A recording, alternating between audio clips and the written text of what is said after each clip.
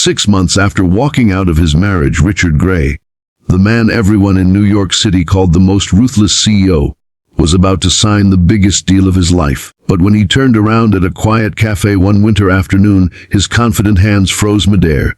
There, standing only a few steps away, was his ex-wife cradling a baby in her arms, a baby that looked just a little too familiar. In that moment, Richard's world stopped, and what happened next would change both of their lives forever.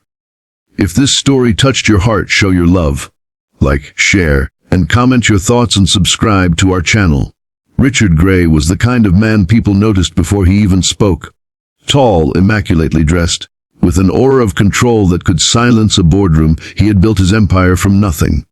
At 38, he had wealth, power, and influence, everything except the one thing he had once cherished most: his marriage. His divorce from Emily just 6 months earlier had been a tragedy whispered about in every elite circle of Manhattan. No one ever thought they would separate. They had been college sweethearts, partners in everything. A love story that people admired from afar. But beneath the surface, cracks had grown, silent battles had been fought, and in the end, pride had done what neither of them ever thought possible. It broke them apart. Emily Hart had loved Richard once with a devotion so pure that she believed nothing could touch it.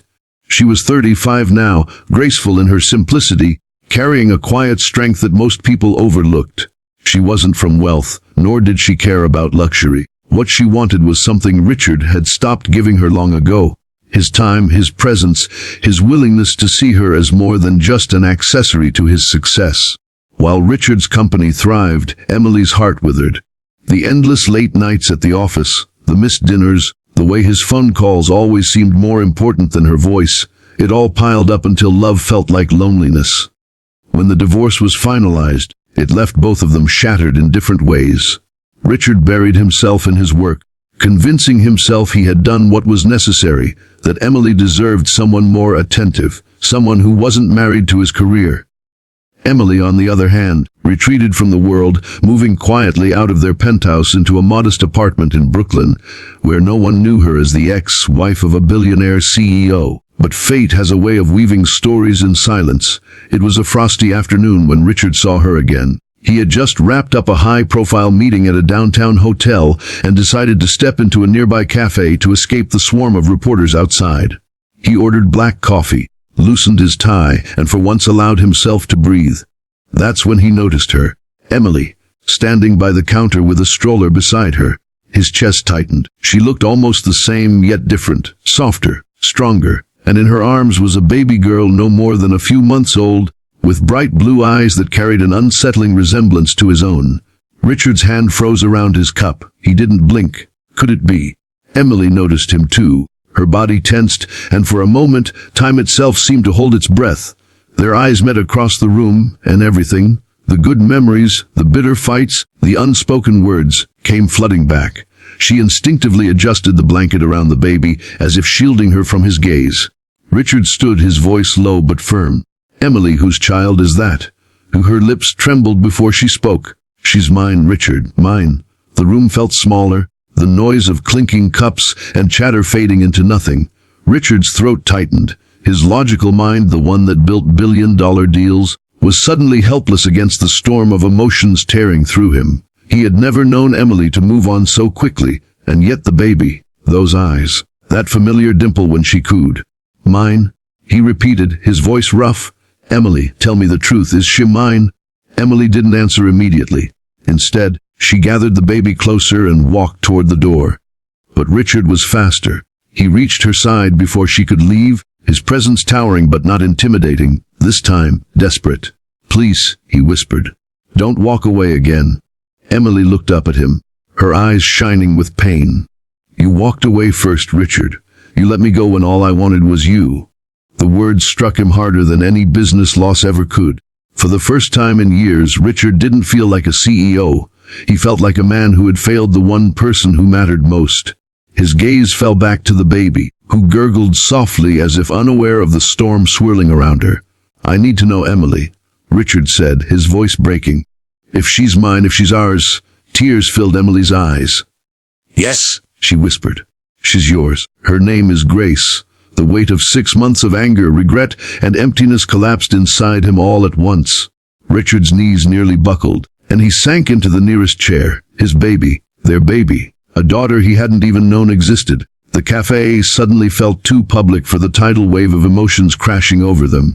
Richard motioned for Emily to sit, but she hesitated. She had raised Grace alone since birth, choosing silence over reaching out to the man who had once chosen ambition over her.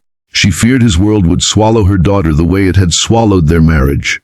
But something in Richard's eyes, raw, unguarded, made her pause. He reached forward, his hands trembling, and gently touched Grace's tiny fingers.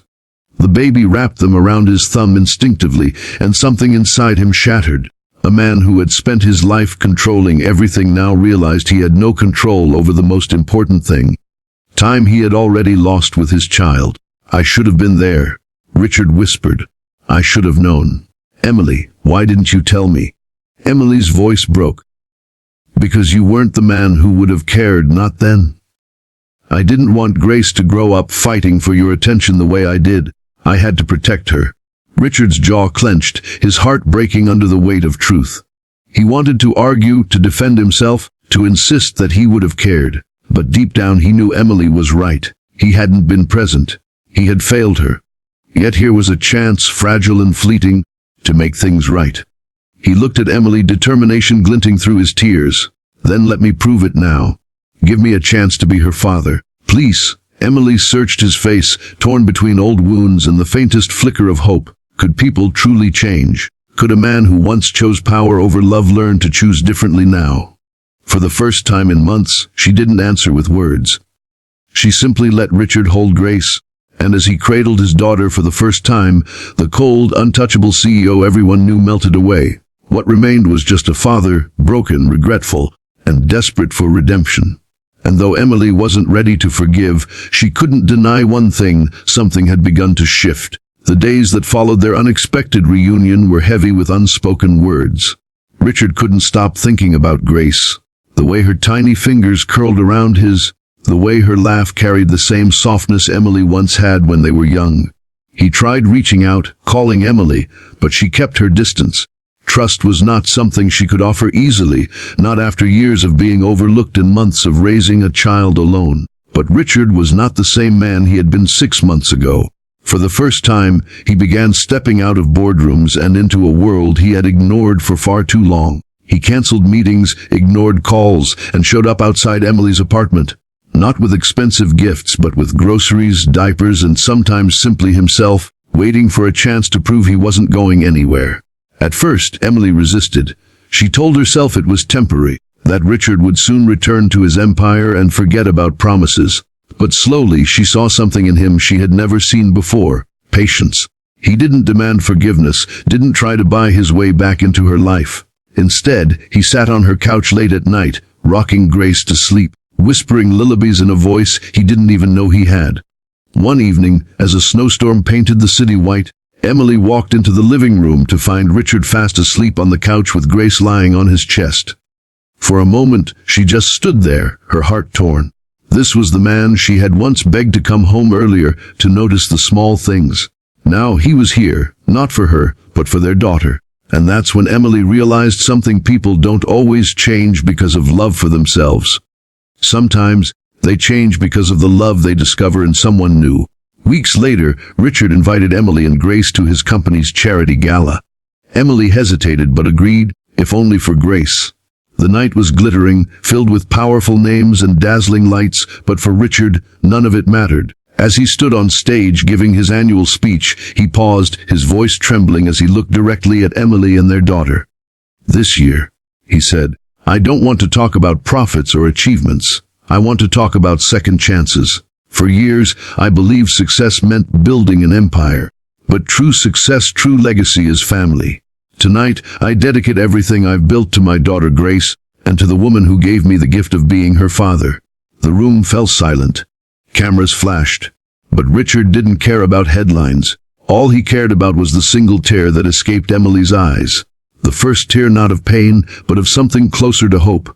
After the gala, Richard didn't press for reconciliation. Instead, he walked Emily and Grace to their car, kissed his daughter gently on the forehead, and whispered, "I'll keep showing up as long as it takes."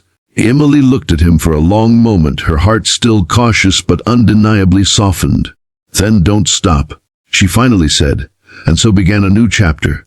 Not the fairy tale of two lovers rushing back into each other's arms, but something even stronger. A slow rebuilding, brick by brick, of trust, of love, of family. 6 months after divorce had broken them apart, a baby had brought them together, not perfectly, not instantly, but with enough light to guide them forward.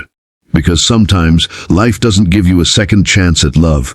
It gives you a reason to create one. True success isn't in wealth, but in the relationships we fight to keep, the second chances we're brave enough to take, and the family we learn to put first.